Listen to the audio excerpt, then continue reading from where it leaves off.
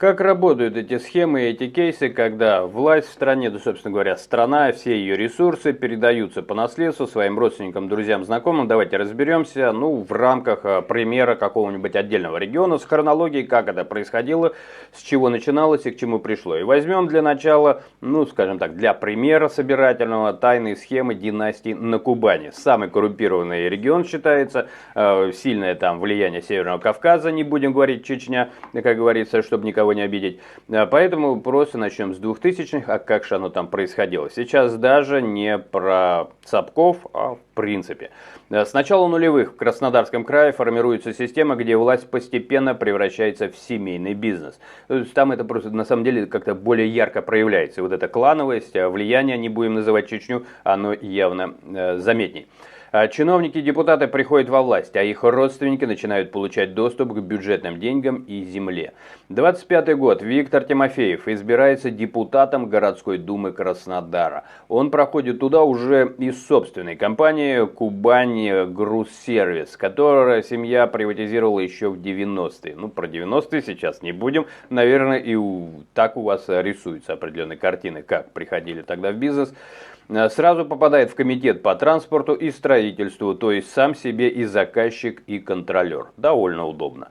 С этого момента его фирмы начинают регулярно получать муниципальные контракты. За следующие 14 лет только на перевозку школьников семьи Тимофеевых уходит больше 5 миллиардов рублей. Хотя, и вот сейчас, внимание, у города есть автобусы. Но их почему-то, я бы акцент поставил на слове «почему-то», не использовали, а отдавали деньги частным фирмам депутата. 16-й год, еще один яркий момент. Компания Тимофеева подает в суд на администрацию и требует 12 миллионов убытков.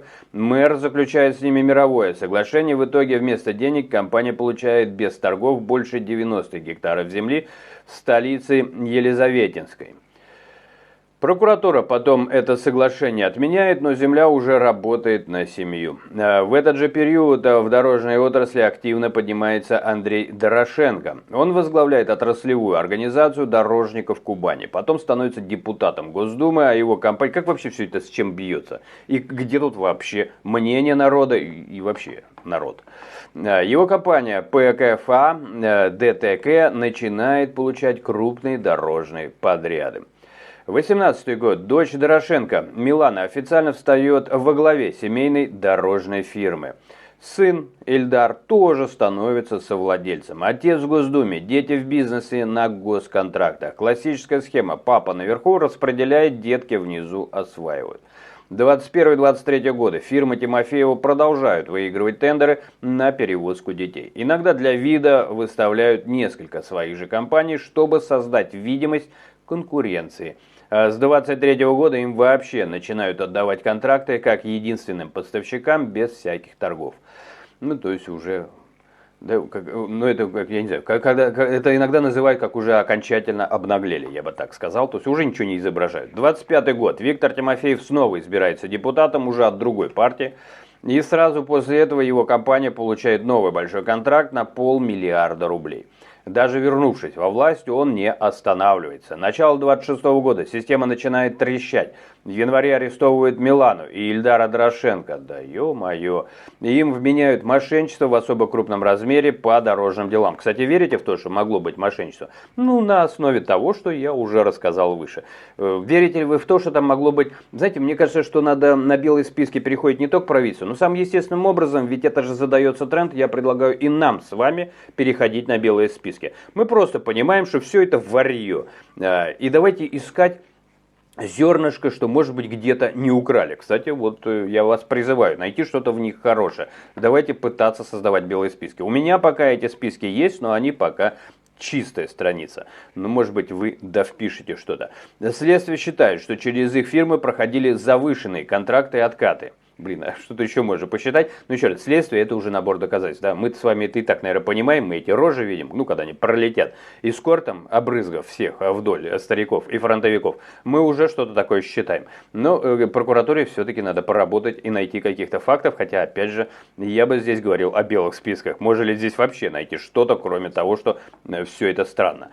Февраль 26-го, не говоря уже, да, о конфликте интересов. Блин, это уже даже банально. Генпрокуратура подает иски. По делу Дорошенко и связанных лиц суд Сочи изымает имущество на десятки миллиардов.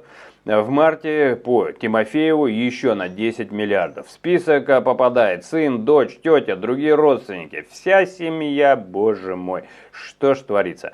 Имущество оформляли на них, чтобы скрыть реальные доходы. И что получилось в итоге? Как хорошо живет, наверное, край.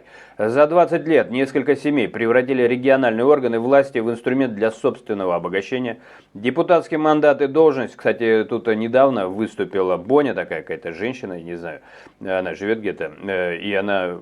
Боня. И она была на Эвересте. Короче говоря, она говорит, все боятся Путина. Я вот когда вот это собираю, я просто, кто из них боится Путина? Вот у меня все время возникает вопрос. Они как-то со страху, что ли, тащат? Я вот пытаюсь понять.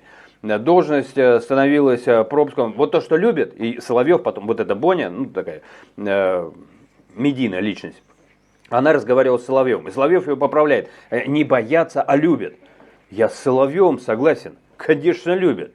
Конечно, любят, при ком бы еще можно было так тырить.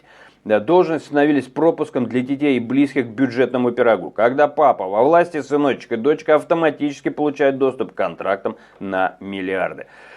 Такая, по крайней мере, рисуется история, так что давайте, значит, задаю вопрос вам, викторину. Боятся или любят?